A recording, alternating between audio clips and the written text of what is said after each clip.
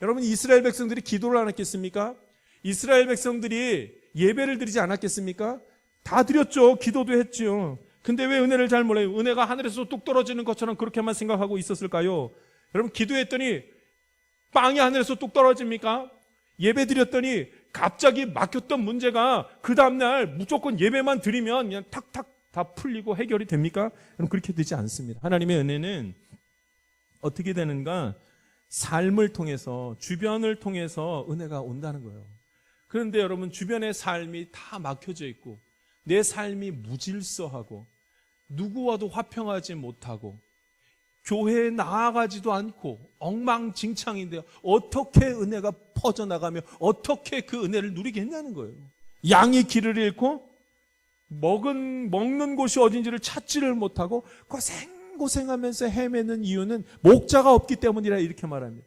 왜 이 땅 살아갈 때 그냥 예수님만 딱 있고 하나님만 딱 있으면 될 것 같지만 그게 아니라는 거예요. 목자가 눈에 보이는 그 무엇, 하나님의 사람들과 함께 있어야지만 그래야 하나님의 은혜를 누리는 것이라 이렇게 말씀을 하는 거예요. 기도하면서 하나님의 뜻이 무엇입니까? 기도해야죠.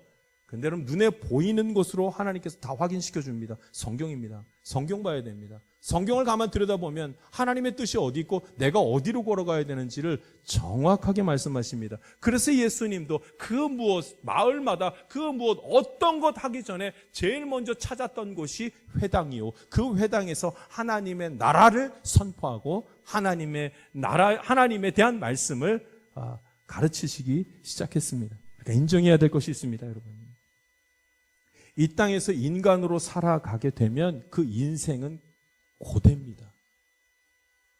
인생은 죽음이 있고 그 인생은 병이 있고 그 인생은 전부 다 죄의 권세로 사로잡힐 수밖에 없습니다.